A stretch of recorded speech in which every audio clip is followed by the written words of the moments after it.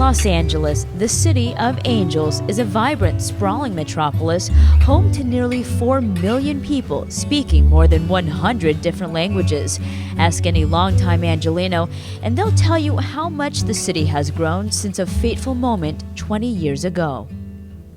There has been tremendous progress, I think, even around race relations, different communities coming together. The city's landscapes and neighborhoods have gone through some major facelifts, too. Koreatown is growing. Many new businesses have opened up and are thriving. Leimert Park, just one neighborhood in south central LA, is also seeing more developments and improvements thanks to Community Build, a nonprofit that started 20 years ago.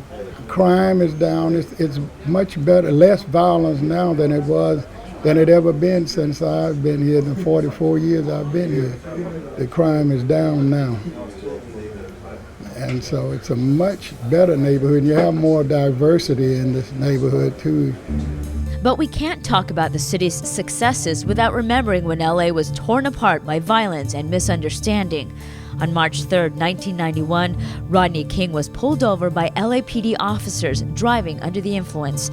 Those officers responded to his behavior by kicking him and striking him with batons, all caught on tape by a civilian bystander. Nearly a year later, on April 29, 1992, a jury acquitted 4 LAPD officers, sparking one of the worst urban riots in U.S. history.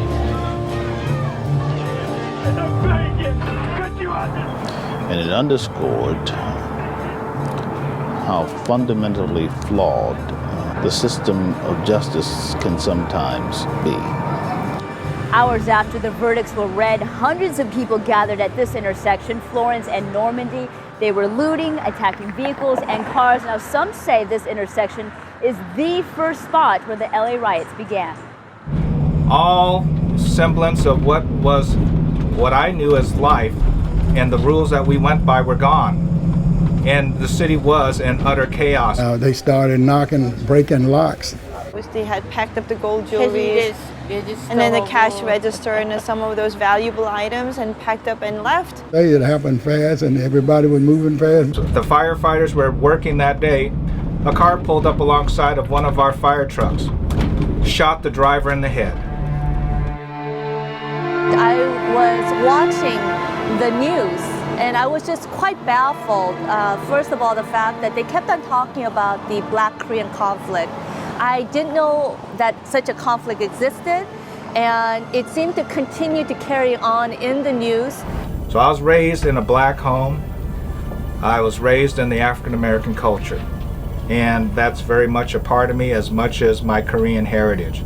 And for me, that day and those events surrounding that day were very difficult for me because I saw the two heritages that I love so much at odds. As we were hooking up to the hydrant, 2 cars, loads of people came driving south on Vermont, and they pulled up to this little shopping center.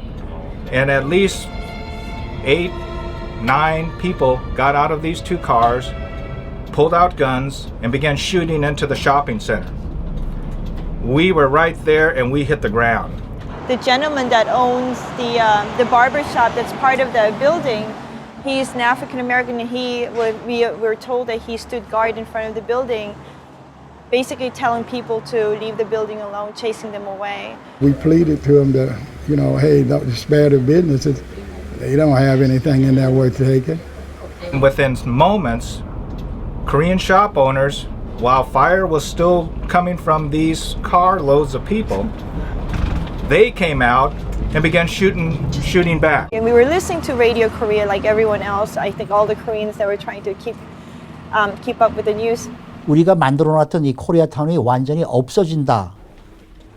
어떻게 보면은 우리 그 한인 커뮤니티의 생명선고도 같은 그러한 이제 그 역할을 저희 라디오 코리아가 했기 때문에 정말 우리 한인 커뮤니티를 살리고 또 한인들의 피해를 줄이기 위해서 모든 것을 다 해야 되겠다라는 아주 철저한 그러한 사명감에 이제 우리는 계속해서 방송을 했다고 저는 생각을 합니다. All of a sudden, the radio announcer was talking about this I think it was like a peace march that they were organizing. What was really kind of special about that event was that it was truly a peace march. People were not upset. They weren't angry. I mean, you would expect people to be angry. After 6 long days, the riots subsided. 53 people died. The city suffered $1 billion in property damage, half to Korean businesses. The Korean community felt abandoned and scapegoated. It is a day of tragedy that we all, and not just the Korean community, but I think all of LA look back up on. But we also see it as a great opportunity to come together, revisit, take the lessons learned, and move forward. People really have to try to live together harmoniously. I think essentially, I think she's saying the same thing. But I think what's really nice that she was emphasizing at the end that, we really have to love each other. We have to really try to love and understand. And that is really the key to being able to live together in harmony. What has given me hope is that I see us all here together, and that we, working together, will prevent something like this from happening again. That's why the Korean Churches for Community Development started the SAIGU campaign.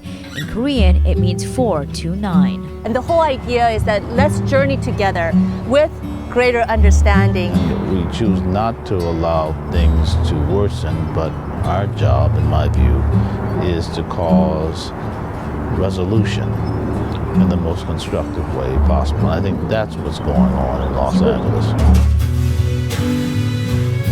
Things are not perfect, but through leaders and community members reaching out, bridging the divide, and working together, the city of LA will continue to move forward. For California Forward, I'm Cheryl Gajwiza.